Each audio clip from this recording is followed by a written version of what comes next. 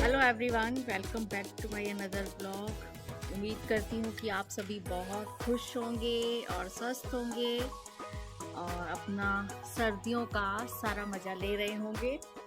और आजकल धूप ज़्यादा अच्छी खिल रही है, तो मैंने सोचा चलो कपड़े ऊपर डालाऊँ, क्योंकि सुबह उठते ही मशीन चला देती हूँ और कपड़े तो रोज़ के ही हो जाते हैं, बहुत सारे हो जाते हैं, तो फिर उनको रख नहीं सकते। तो फिर इसीलिए सुबह जैसे ही उठे और मशीन चला दी, उसके बाद सारा काम करते रहे। अब ऊपर आई हूँ, कपड़े सुखाए हैं, तो सोचा थोड़ी देर धूप सेक लूँ, फिर आगे का काम करती हूँ, क्योंकि फिर बार बार ऊपर आया नहीं जाता। तो इसीलिए सोचा कि अब कपड़े सुखा लूँ। और खूब अच्छी धूप आज खिल के आई हुई है। बीच बीच में कल तो बहुत ज़्यादा कोहरा था, ठंड थी, बादल था, हल्की हल्की बूंदाबांदी भी थी, लेकिन अब ठीक है। आज का मौसम बहुत अच्छा निकला है, सारे कपड़े सूख जाएंगे थोड़ी ही देर में। तो बस फिर मैं भी अब थोड़ी देर छत पे रहती हूँ और उसके बाद फिर जाती हूँ नीचे और काम करती हूँ। अब थोड़ी देर बाद बैठ के मैंने सोचा कि चलो यहाँ थोड़े जो गमले रखे हैं उनका भी काम कर लूँ, क्योंकि ऊपर आती हूँ तो कुछ ना कुछ फिर इनका कर देती हूँ। इनमें काफ़ी अब घास उग गई है, तो आज थोड़ी सी उसे निकाल लूँ और पानी वानी दे लूँ, फिर शाम को तो पता नहीं। और गमलों का काम करने के बाद मैंने ये कुछ बुनाई का काम स्टार्ट किया हुआ है फिर से, तो वो मैं यहाँ बना रही हूँ, क्योंकि धूप पे बैठे बैठे काफ़ी काम हो जाता है और फ्री बैठना मुझे बिल्कुल भी पसंद नहीं है। मैं चाहती हूँ कि जितना भी टाइम मैं बैठूँ उतने में मैं कोई ना कोई काम कर लूँ। बारिश होने से ना सारी ठंड नीचे गिर गई है और अब बहुत खुला खुला सा अच्छा सा मौसम हो रहा है और आसमान इतने साफ और इतनी फ्रेश एयर, जैसे किसी पहाड़ों पे बैठे हैं। इतनी हल्की हवा हो गई है ना कि मतलब सांस आसानी से लिया जा रहा है, वरना बहुत भारी सी हवा हो जाती है तो बहुत फील होता है कि अच्छे ढंग से ऑक्सीजन नहीं जा रही। लेकिन जो ये बारिश हुई है, इससे मौसम भी बहुत खुल गया है और थोड़ी सी ठंड भी कम हो गई है। और अब धूप सेकते सेकते ना इतना रिलैक्स हो गया है और ऐसे लग रहा है बस अब सो जाओ। आलस सा आ रहा है, लग रहा है बस जाऊं नीचे और फटाफट सो जाऊं, पर अभी तो टाइम नहीं हुआ सोने का। पर जब जैसे ही धूप सेकती हूँ ना, बस थोड़ी देर धूप सेकती रहती हूँ, फिर दिल करता है कि बस सो जाऊं। अब ऐसे आंखें भी बंद हो रही हैं, आलस सा हो रहा है, दिल कर रहा है यहीं चारपाई पड़ी होती और बस मैं यहीं सो जाती और मैं नीचे भी ना जाती, बस आराम से धूप सेकते रहो और सो जाओ। और अभी बजे हैं 11:30 और मुझे अचानक से याद आ गया कि जो हमारे सामने वाले घर में से इनविटेशन आया हुआ है, आज उनकी बेटी का बर्थडे है और इस चक्कर में उन्होंने हवन का इनविटेशन दिया था और मैं गई भूल। लेकिन अब अचानक से याद आ गया, तो अभी मैं जाऊंगी हवन पे। और मुझे इस बात की बहुत खुशी है कि मतलब मुझे अच्छा भी लगता है कि चाहे बेटियां हों या बेटे हों, और उनके बर्थडे पे अगर हम चलो और तो केक कटिंग वगैरह का सेलिब्रेशन करते ही हैं, बहुत अच्छी बात है, लेकिन अगर हवन या दान वगैरह इस दिन किया जाए तो मुझे ये चीज़ें बहुत पसंद है।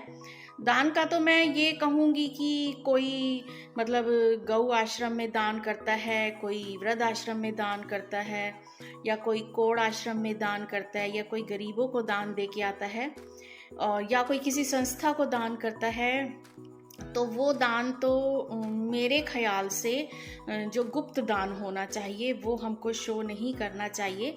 बाकी ये बहुत बढ़िया बात है कि बेटी का बर्थडे है और आज उन्होंने हवन रखा हुआ है, तो मुझे ये सब चीज़ें बहुत पसंद हैं।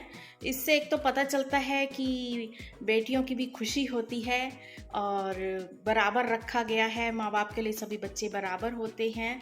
तो बस मैं अब चेंज वगैरह कुछ नहीं करूँगी, क्योंकि आके मुझे फिर लंच बनाना है और देर हो जाएगी, और बस मैं ऐसे ही चली जाऊँगी क्योंकि सामने ही है और मेरा आज मन भी नहीं कर रहा बिल्कुल भी चेंज वगैरह करने का।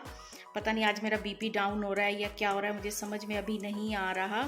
तो बस मैं अब जाती हूँ पहले हवन में और फिर फटाफट वहाँ से होके आके और करवा लेती हूँ। और मैं फिर से ये कहना चाहूँगी कि वाकई हमारी मैरिज एनिवर्सरी हो, सेलिब्रेशन, कोई सा भी बच्चे का बर्थडे वगैरह हो, अपना हो, तो हम लोग कोशिश करें कि साथ ही साथ जो केक कटिंग के साथ हम लोग कुछ दान करें या ये जो हवन वगैरह करवा सकते हैं वो करवाएं, चाहे बेटियों का बर्थडे हो, चाहे अपना हो, चाहे बेटों का हो।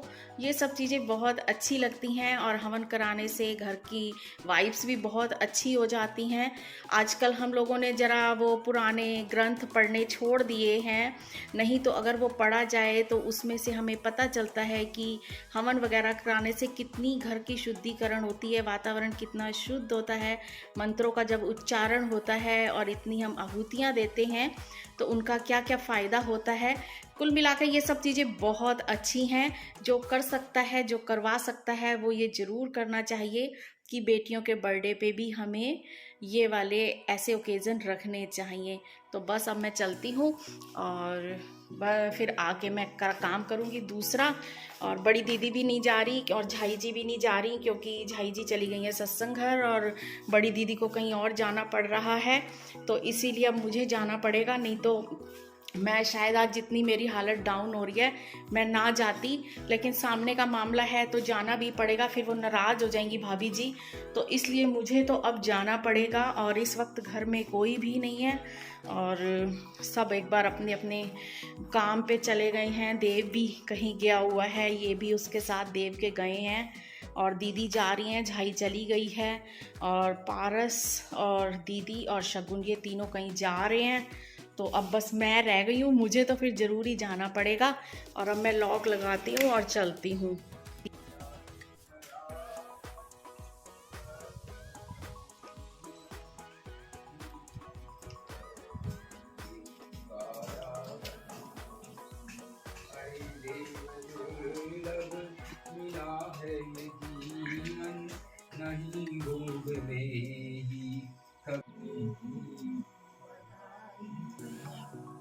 हर एक वर्ष के दीप तुमने जलाए, तुम्हारा ये जीवन ही जगमगाए।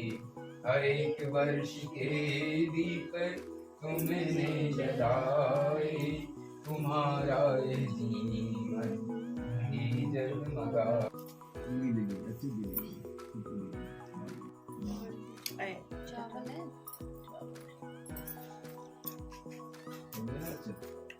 तुम्हें बैठ जाओ, तुम्हें भी ऐसे बात आ जा रहा।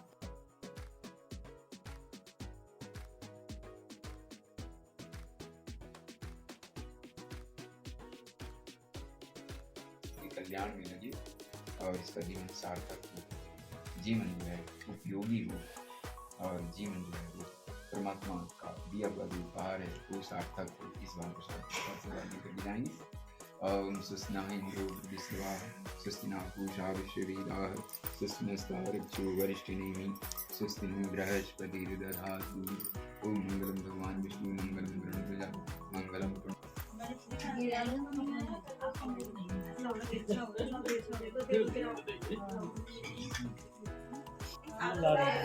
प्रसाद लेके चाहिए वो हमारा साथ से नहीं जुड़ी हुई। आप लोग आते रहिए वहाँ पर, हमारे गायत्री चेतना केंद्र वहाँ पर है, गंगापुर वहाँ इस बार मेल करता है 8 से 10 बजे के बीच। और कोई भी संस्कार आपको कराना है तो आप घर में भी करा सकते हैं, वहाँ भी जाकर करा सकते हैं। वहाँ तो पूरे मतलब प्रतिदिन वो खुला हुआ है वहाँ पर। आप कोई भी संस्कार बच्चे का कराना चाहते हैं, जन्मदिन मनाना चाहते हैं, मानवी यादव, मानवी सिंह,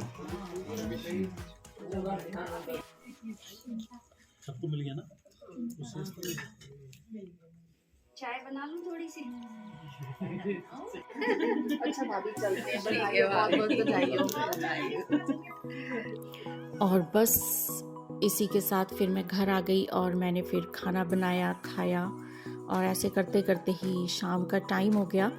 चाय वगैरह पी, फिर शाम तक कपड़े सूख गए। फिर मैं छत पे गई और कपड़े वगैरह उतार के लाई और अब तक कपड़े अच्छे ढंग से सूख चुके थे क्योंकि धूप अच्छी खिल के आ गई थी।